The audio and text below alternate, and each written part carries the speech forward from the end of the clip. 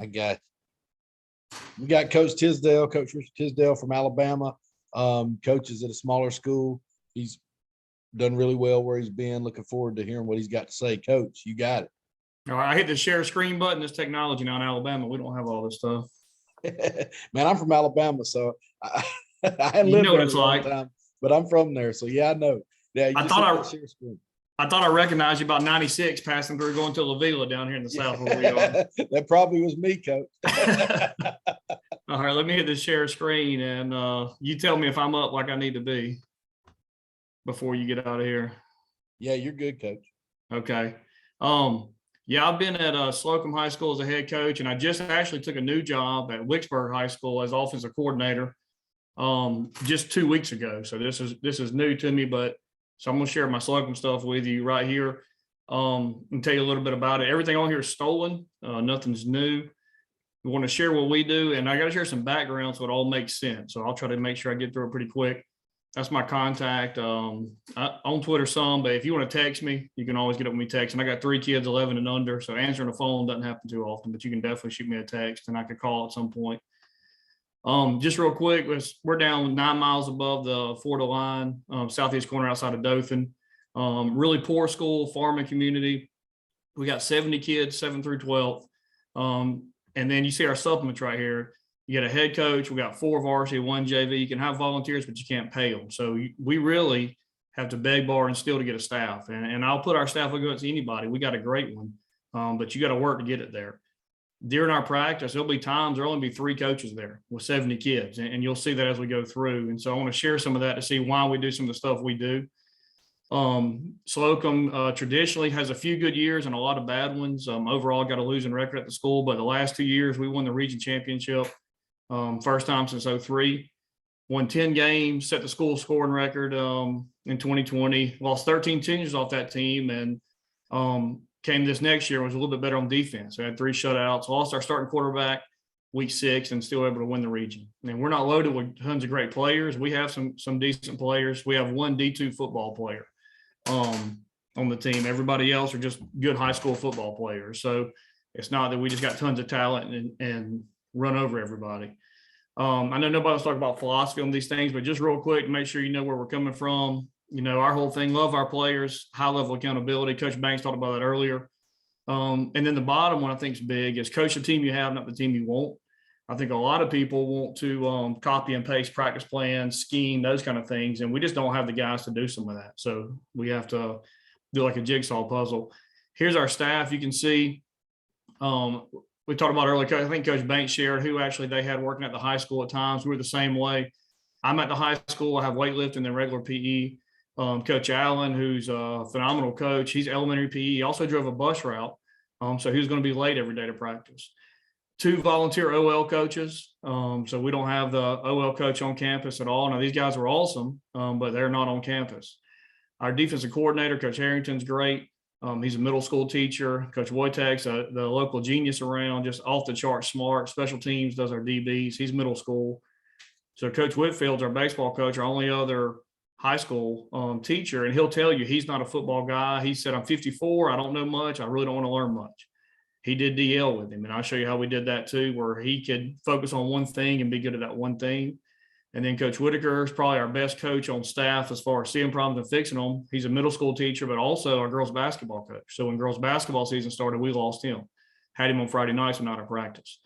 So I had to fix a lot of problems and go through it. So we delegate a lot of stuff. If it didn't help us win, I delegated away from our staff as best I can. Our field maintenance down in the south, down here, it's tough keeping a field up. Everybody uses it. You got weeds, you got rain, you got all these things. So I can't pay a supplement for somebody, but I can pay a guy to come spray the field. So you find the ways to get it done. So had a rec guy come and get our field sprayed. So that took that off some of the coaches. I know huddle assistant sideline, some of you are thinking, of course, but there's coaches around here that don't do it. And we use both of those things. The jugs machine, didn't have one when I got here. We use it so kids can catch balls constantly. The non-football duties, when I got hired, these guys cut more grass than anybody. I mean, they were on mowers for hours and hours and didn't have time to work on football. And so try to keep it to a minimum for them. Sunday meetings, it's not this big, huge, extravagant thing with us. We've got several of our coaches don't come on Sunday. The volunteer guys, they don't come on Sunday. The baseball coach, he doesn't make a whole lot of money with us. He's got to still keep his field up. And so we trade off some things. So some guys that keep the field painted and cut and maybe keep the stadium cut, they don't come on Sunday. So again, I think you got to do what works for your staff, not what sounds good that you just heard at whatever Glazier last weekend. And so one of the things we do is we're going to coach one side of the ball. I did this probably my second year here. It worked out well for us. You know, in these small schools, when you're at a small county school like we are, you don't get to bring in a staff necessarily. And I'm fortunate, our staff is great. But if you do have a guy that's maybe a weak link, he can't sit there and twirl his whistle. He's in charge of one side of the ball, one position group, and he's always coaching it. Every kid gets coached. I think it helps you with your buy-in and the culture stuff everybody wants to talk about. And then when your scout teams go and threes are getting work, that they're getting coached. So every kid feels like they're getting coached every day. So again, you got to do what works for your school. Another way to give some assistant coaches ownership, they're in charge of a period. So that's their period to get coached up. They're the head coach of that period. So if you want to give, for instance, your receivers coach, he's doing pass skelly for offense. That's his period. He calls everything out. He calls the period up. He makes sure it's set up. So if a period goes to bust, that guy's in charge of it. And instead of you being a head coach trying to micromanage everything, those guys take some ownership in it and do a better job as coaches too. I saw coaches have said this already and listed it. I think you need to be specific with your game day duties and assignment. If it's everybody's job, it's nobody's job. I think every single job needs to be assigned to somebody. And it doesn't mean they do it. It just means it gets done. I'm not going to read all the rest of that. You guys can read. This last line, though, this is a diamond in the rough YouTube video. It's like a 1982 on YouTube. Came across it, don't even know how. Guy named Tony Mason. Go watch it. If you're a head coach, if you're an assistant coach, it's about an hour long. I watch it every year in the summer. We watch it as a staff a lot of times. I mean, everybody watches it on their own, but I send it out to the staff and we watch it and talk about it. I get something new from it every year. But go look that up and watch it. It's a great one. So, you know, we want to motivate our guys, want to teach our guys. So just showing you how our practice flows. If we're doing team, we're not going to stop and do a dissertation. You fix it on the way back or you sub somebody else in. If effort's a problem, we'll sacrifice reps for up downs. There's no point in us going half butt through something without getting quality out of it. So we'll stop and do up downs if we need to. I think be specific so kids know what you want out of them. Water it, don't drown it means we're not going to spend 20 minutes working on catching at one time, but we will spend 5 minutes every single day working on it. Read a book, Make It Stick. I'll give you the short version is they got a college baseball team. He got half his roster and divided them in half. And the skill wise, as far, they were pretty even teams. One group, they got 45 pitches every day and they knew what was coming. It was 15 fastball in a row, 15 curveball in a row, 15 changeups in a row. And the other group got 45 pitches, fastball, curveball, changeup, but they had no clue what was coming. And initially, that one that got 15 in a row made a jump, but by the end of the offseason, the guys that got the random were way higher batting average than the other ones. So I took that for football and to say, we don't have Power Monday, Counter Tuesday, Stretch Wednesday. We used to do it that way. And now we do every play gets run every day. If we're going to run it that Friday night, we see it every single day. And I think it really helped us with COVID this year, with having subs, injuries, those types of things. Every kid gets reps at every play. Easy things to make practice better at small schools. I hated stretching, always did. You remember partner stretching back in the 90s and the guys trying to tear your hamstring and you're laying in the ant bed and hated that. So we don't stretch as a team. You stretch on the way out for practice. We'll do warm-up type stuff, but they stretch on the way out to practice on their own. We don't run once the season gets here. We don't run just for conditioning. We're going to do something football. We don't give lectures. If you're a coach talking, you've got a minute, 2 minutes tops, and that's it. If you're bored at practice, they were bored last week. So try to be creative with your drills, not having the same drills from day one or week 1 to week 15, but working the same skills and mixing it up. Music, talking about music at practice earlier, we do that too. We have it going. Morning practice.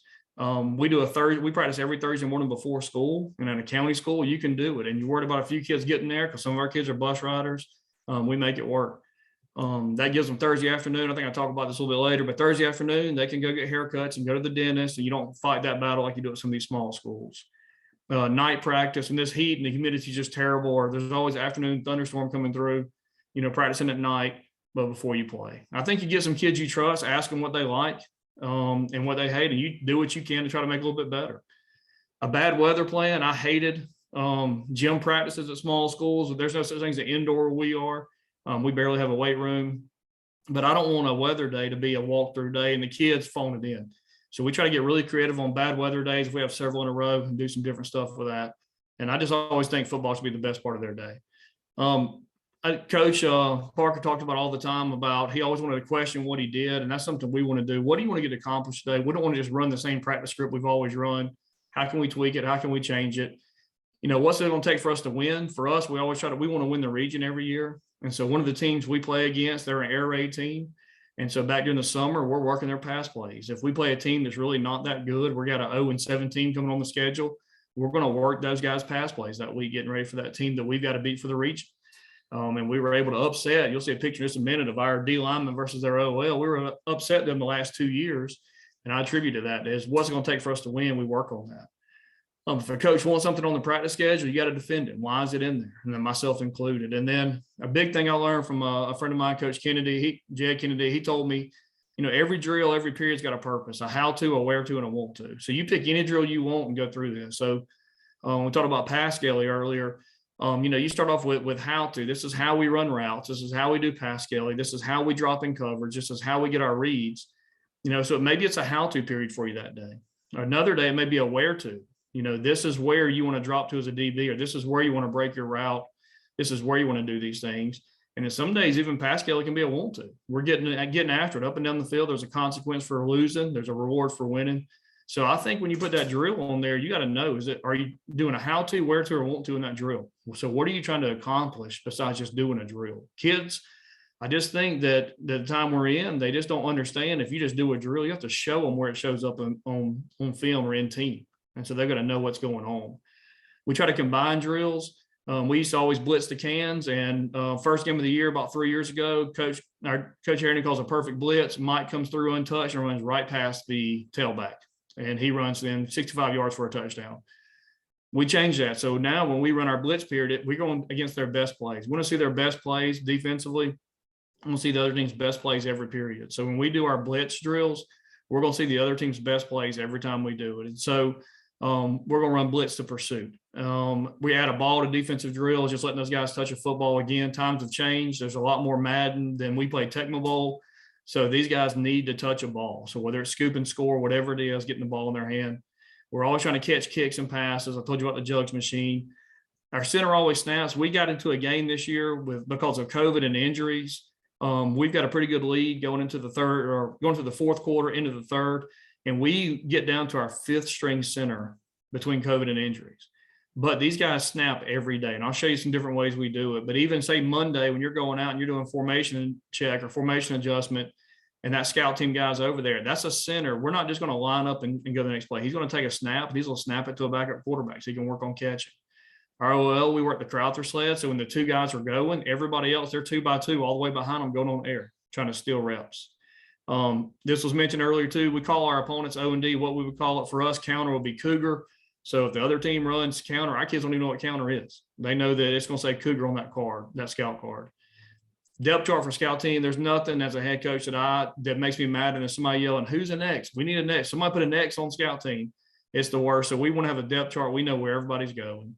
And you'll see our practice plan in just a second. Our varsity's doing offense, our JV's on defense. So every kid's getting coached. And then, you know, we don't have money for all this other stuff, but we got a school issued iPad. We got a speaker. We drag out there. We use a second front and it keeps us on track, you know, period 1, period 2, all the way through. I'll show you where we cover all situations, and it's helped us win a couple games, and we're covering this during practice. I got this from Coach Hatcher at Samford. Every fourth week, we keep all our periods, but they're all 5-minute periods. We cut them back to 4 minutes. It's a long season if you're playing for the playoffs, and so we're trying to give those guys some rest. Another way to maximize it, we didn't kick traditionally a traditional punt formation. Now, the year before, we mixed it up, quick kick and traditional punt. And this year, we went into it and said we're only going to quick kick. So we didn't have a need for a long snapper because we're offensive formation. We had one return. When I say return, I don't mean for a touchdown. I mean pick it up and actually get any yards. It's the Alabama 5-star out of Hartford, Alabama, next to us.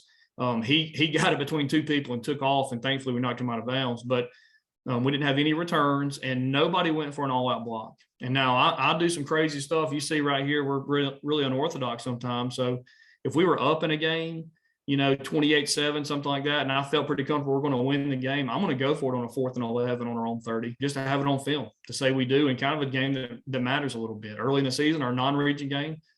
I'm going to go for it and make those guys think a little bit, just any advantage we can get. We were not big up front. We didn't really move people. Our OL motto this year was get run over slowly, and we had a decent little backfield, and that's what they did. So we had to do some things.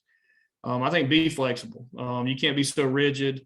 Coach has said before, you got to change. It may be every day, maybe every week. Do what you need to do to get better. So the biggest challenge we had, I think the best decision we made is even at a small school like we are. So we're saying 70 kids, 7 through 12. So you think, we're dressing 30, 35 on Friday night. Our goal in the spring is to have 22 starters. And now we can't do that, obviously, but we can get pretty dang close. And so what we do is spring and summer, like we go to a 7-on-7 or whatever, kids can only start one way. Even our best player, the kid that just signed D2, if he played offense that game, he would not go in on defense. It doesn't matter how ugly or how bad it got. It's 7-on-7, no trophies given. So the kids only started one way all summer. And, I think that gives you a lot of advantages. I got in there, we're not the fastest team, but you can make them a little faster when they're fresh. And I think you can find something the kids can do. You'll see we got some undersized D linemen. That receiver, no matter that 5'4" receiver, that's all he runs is a 5'4" 40. They still got to cover him if he can just catch when it comes to him. And you can steal places. And when kids get 1 reps, they get so much better. If your OL is already not very good and you're going to limit their time on defense, just fresher, and they're going to be a little bit better. We steal reps during scout team. Another thing I don't even think I have on here, we went shells every single day last year. We did not go full pads one day. We couldn't afford to lose anybody. So we were shells every single day. Your biggest fight with that is back when I played, we got a lot of Uncle Ricos in the community that they were a 2-way starter, and their granddad was a 2-way starter, and their great granddad was a 2-way starter, and just trying to change that mindset. And when we did, we had better practices. There's more buy-in from the kids. I mean, even like cleaning up, taking out the trash. A kid thinks he's got a chance to get on the team. He's going to help do everything. And I put in here, the Marines still play when it's time. When they got to the season or it got to a region game or they crossed the 40, whatever it was for that, we're not going to have our best player on the sideline and lose a game. So our best players do get to play. But I promise you, if you do this in the spring and summer, you're going to find a kid that can contribute when he's coached like a 1. And we had one this year. He came in an outside linebacker. Nobody would have ever picked him to play, and made some big plays and helped us win the region this year. So in season, that's our D lineman, by the way. He's really a 4th string running back, 5th string outside linebacker. But he's a pretty good little weight room guy. I need to get him on the field. And so he ended up playing nose for us, and we run a 3-4, and we slant a good bit. And you see that's the team that we won, that was picked to win the region. That's the team we beat right there with this guy against this guy all night. And he whipped him. He did a good job. And so find things kids can do. So PE, we would lift, do film. We would do our install, most of them in the off season, but PE wouldn't use that for practice time. We would review some team stuff, and then JV team O would steal some reps that I mentioned early Thursday morning before school. I can tell you about that if you want to. Stats that matter. Everybody's got something a little bit different right here. But whatever it is, I go back to, are you structuring your practice plan around these? Do you know, if you go up to your kids, our kids should be able to tell you these things right here. What is it going to take to win? And yours probably look a little bit different. You may have the same ones, but the bottom line is, are you practicing these things? And are they built into your practice plan, whatever yours are? So here's our practice schedule. Let me see how much time I got to make sure I get all this, but I'll try to go as quick as I can. So we start every day with board drill. We've got some good kids. We really thought we had a problem with us being physical, but we also didn't want to get them hurt. We couldn't afford to. So we did board drill every day. So we have 2 boards. We had varsity and a JV. Varsity would go, then JV, back and forth. And I'm going through the varsity side. You can see what the JV side says, because remember, we're coaching one side of the ball. And so they're going back and forth. So we go from board drill to formation check. And I told you on that, on formation check, we have a backup center snap into a backup quarterback trying to steal reps.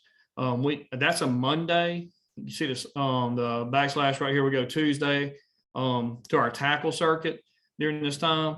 Again, this is stolen, so I don't have any film because we're not there anymore. So I've still got charts left over though. So this triangle is our defender. We have a line right here. So this guy comes up and we start at 2 yards and blow a whistle, and they start to chop them. You coaches back here, you point which way you want them to go. They fit up and they drive to you, blow the next whistle. I think what this helps you do, if you're understaffed, you can have one coach right here and he can check out 2 groups. You can have one coach checking out 2 groups. So you don't have to have great coaches coaching tackling. The tackling circuit is great, but what if that coach isn't very good at teaching tackling in that station? Then they're not going to be very good at it. And here, I could be back here. Our defensive coordinator could be here. We can make sure that things were happening that need to be happening for these guys for our tackling. We do different variations. We'd back them up to the numbers. We back them up to the hash. The hardest thing in football is open field tackling. So we worked it some version every day. We tell the guy long stride, short stride, and he would fit up. Again, coaches are telling the guys which way to go. We're thudding up, obviously not going to the ground. We're not hitting full speed. We're looking at our hat placement, where it's at, our driving our feet, those type things. I can talk to you more about that if you want it. Perfect drill used to be the old settle and noose. We call it perfect. We want to do everything perfect. Everybody's done this before. I'm just going to show you the only variation we did. Remember, I told you how to go way down the depth chart for that center. This is how we did it. So this would go on like 7 or 8 different lines. I just did 3. Every lineman that might play in the game would snap the ball every day. These guys at nose guard would be guys that would never really play. They're more just there. They got a jersey, so hopefully they get a girlfriend. So they're here. These guys are not going full speed. This nose guard here is about 25%. He's about 50%. He's working his pass rush move. He's keeping his pass rush. The quarterback gets to move in the pocket, steps up, and these guys are doing the old settle and noose that everybody does right here. Okay, so we do that every day. Perfect drill. And we had some kids that we didn't think could catch the ball very well. They ended up really helping us doing that. Specialty right here. I'll show you our specialty coach before we talked about the specialty circuit they do. We do specialty circuit on Monday and Tuesday. So I just messed up. So let me go back right here and miss the link. All right. So our specialty circuit on Monday and Tuesday. So let me talk you through this. There's a whole bunch of stuff on here. So remember, our JV's doing something different. So they're down here with our D coordinator, our D line coach, working their tackle and takeaway. We got a jugs machine set up right here for any skill guy that's not going to be in. These are kind of your bottom of the rung guys, just be honest with you. Maybe they just hadn't quite hit puberty yet. Maybe they just want to be on the team, but they're not going to stand around. They got jugs. I'm in the end zone with the quarterbacks working our everyday drills. We're doing pocket escapes, whatever it might be. We got field goal kicker. Now, we don't have a true kicker. Our kicker also played middle linebacker. He's pretty tough. He's a legit kicker. He's a soccer player too, but he'd hit you.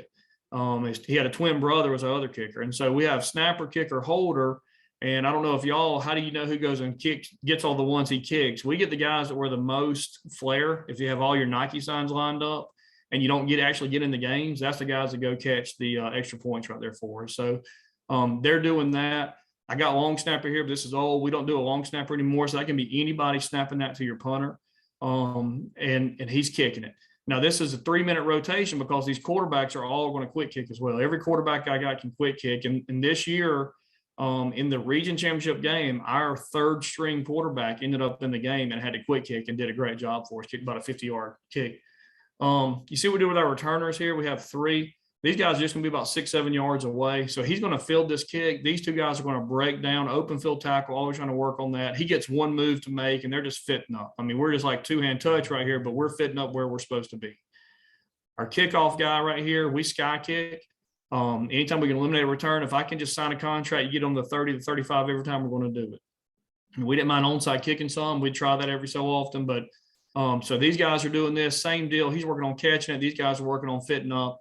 And I really noticed a big difference doing this. It's our 2nd year doing this way with these returners right here. Is not running past this guy. You know how many times you see a guy on film run past a returner? Those guys breaking down.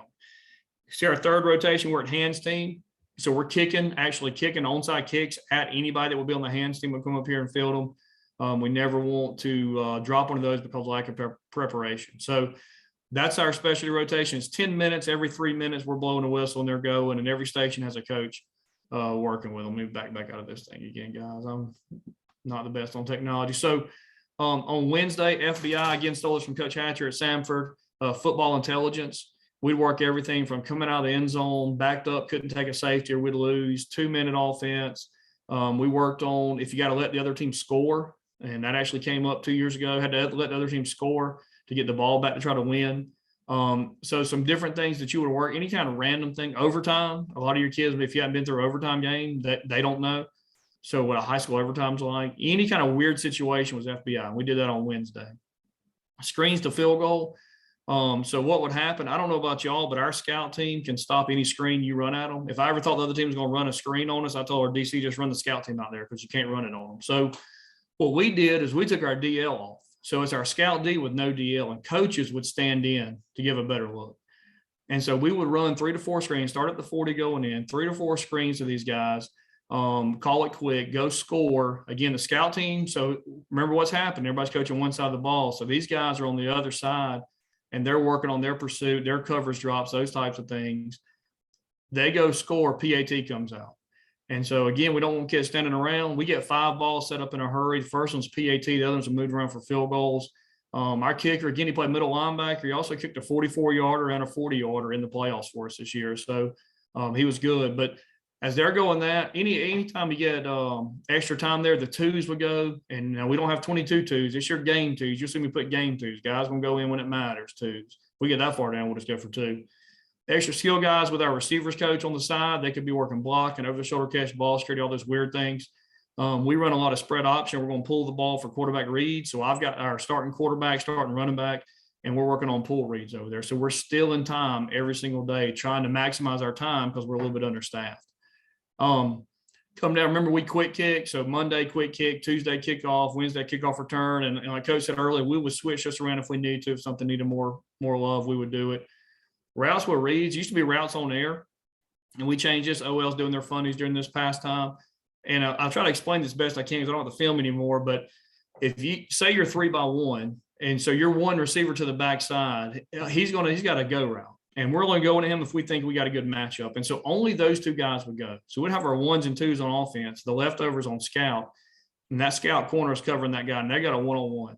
As he's jogging back, now we come over here to our outside on this side, our Z. And let's say whatever he may have. Maybe he's got a gift route. He's just got a 5-yard hitch if the guy's playing off. He runs that. Now we've got our actual read we want to run. So now when we run our read, we've got that one guy. So instead of having a whole pass scale defense over there, we would just have key places over there. So our quarterback would throw a pre-snap. He would throw a pre-snap. He would throw his actual read. I hope that makes sense to you. If not, I can explain it to you more. And that would give our 1s and 2s work without killing our guys' legs because we just don't have that many people. Especially we had to cancel actually our fall jamboree because of COVID. And we were out there some days with 20, 22 kids at practice out of a 35, 38 man roster early in the year. So we had to make things work. And so some of this was just invented, what's the old saying, necessity is the mother of invention. That happened there. Pass Kelly, again, 1s, and we try to get 2s work if we had any. If not, they'd have to get a scout team, and we would try to get as much work as we can here. Nothing special what everybody does right here. The only difference is this is not a script. I'm calling it versus their defense. I think a lot of times in high school, again, we want to copy a college practice script. And how many times do you practice calling plays? And I call plays for us. So I would call this versus what the coverages I thought we were going to get. This is the only time we script this 10-minute, and I say RPO, we're not fancy. If you call it that, the kids get more excited. It's like when I coach basketball, anytime last second shot, we called it Kobe or whatever, just because the kids were running. I probably stole it from a middle school girls team. But if you call it something cool, the kids like it. So our RPO period, same deal. If you got a 1-by-3 set and your single guy's running the gift route, then you got a backup skill guy, somebody throwing him that gift route. You got a fast screen over to the other side, that fast too. They're running that. At the same time, you're actually running your inside run plays. We went against dummies almost every single day right here. Again, trying to save our guys, making sure that we're not getting some kind of random injury, making sure we're getting looks. And I know you defense guys are looking at this and when you're the head coach and why are you doing all this offense first? During spring and summer, defense goes first. And as soon as the JV season's over, the defense goes first again. So we try to make sure, actually, if you look at weeks, the defense gets more weeks going first. So we're trying to balance all that as well. You can look at this JV side, what's going on over here, and you'll see that changes just a little bit. So something, our favorite thing, our kids every year, we do our little postseason evaluation. Their favorite thing we do is best on best. We do different things. We'll do 2nd and 8. And what that means is offense gets the ball at 2nd and 8 and you play it out to 3rd down. So if we get stuffed, it's 3rd and 10. And I'm calling it again, because I got to practice calling plays. We're going to our defense, our D coordinator is calling our defense. So if we get a 1st down, it just starts over. But say we get 7 yards, it's 3rd and 1. I'm calling a 3rd and 1 play. So we'll do that some days. We do 2-minute moving up and down the field, not 7-on-7, but 2-minute with everybody out there. We'll do overtime, whatever you want to do, but it's some kind of best on best period where everybody's going. And again, guys, we'll find some diamonds in the rough doing that. Take a little halftime, just let them get water. And they can get water anytime during practice. I don't miss a rail, but just to cool off because we got some brutal heat, especially early. D-Indy, this is nothing special. I'll just tell you a little bit what we do right here. D-Indy, everybody does. Pattern match, one of our favorite things we do. We do half line, corner, safety, outside backer, inside backer, and we run the other team's routes at us. I mean, it's not just 2-by-2 every day. It's 2-by-2, 3-by-1, whatever we see. no ball. Because what happens when a ball gets out there is it turns into jacklegging around, or some nerd receiver catches one over your starting corner, and now the defense coordinator wants to change, and now we're only going to run cover 3. We don't put a ball out there. We just want to be in the right spot. All right, we're working on ball skills every other period, but right here we just want to be in the right spot. Remember that baseball coach I told you? This is his 10 minutes by himself. He works block destruction. He's got 5 different drills he does for 2 minutes each every single day. And that's what he works. That's the only time he's ever by himself. We gave him YouTube videos. We talked him through it. He can do it. So he coaches this part. Again, we want to see their best plays every period. So I showed you this earlier. We blitz their top plays. Depending on what they do, maybe Tuesday's their goal line, Wednesday option screen reverse. But we're going to see their best plays every single time we go through this. Even if we're playing an option team, we'll mix in pattern match just to keep them honest. Team D versus 2 scouts. We don't have 2 true scout teams that can actually run an offense. So one scout team may just be for alignment. It may be trick plays, whatever it may be. One scout team is going to be our better players over there. It's where we're going to steal time, because we're always trying to steal time, because we only coach one side of the ball. If you look over here, our 7th and 8th grade's done. So now every coach is over here. So these OL guys getting coached by their guys. So our backup center is going to get work. Our starting line that's with our backup center, our backup quarterback that's not on defense, our best quarterback available is getting reps. All these things right here that we can get. And those 2 scouts are just kind of 11 more guys you got that can just get lined up out there. We may not, we may only just snap the ball. We'll go out there and just go on 2, or we'll go no play with them sometimes, but just to get our defense paying attention and not have people standing around. See our second part of special teams, punt return, punt block, hands. And again, we can change that around. Team D, our game 2s, guys that actually get in, they work here. And so again, we're scout teams going in, they're getting coached up. And then finally team O, and we're calling it. We're going to call, whatever I would think I'm calling in a game, that's what I'm calling. And so you see, we only do a script 10 minutes. The rest of offense is calling what we think we're going to see Friday night. I think it makes me a little bit better play caller. If you've got questions, I know we don't have a ton of time, but my cell phone number up there, anything you need, I'll give you. I stole everything I have, so I'll be glad to give you. I can't give you film, I'm not there anymore, but I can give you everything else and help any way I can. So Coach Parker, I just appreciate your podcast, appreciate what you do. And I know it's made me a better coach. Yeah, I appreciate it, Coach. We had a lot of people when I was trying to put this together. A ton of people, wanted to be able to listen to recording. We got a bunch of people signed up to listen to recordings of this. And so you may be trickling in some questions to you guys, but one of the main questions was the smaller school. People want to know how they could be more efficient with less people on staff, with, whatever it was. And so I thought that was great. I hope people heard some of the little things, even just quick kicking with every quarterback. And, we get such a hybrid of types of people or types of schools that these people work at. So if you can find a way to efficiently get more people involved, it doesn't matter if you got, 200 kids on the team or 20.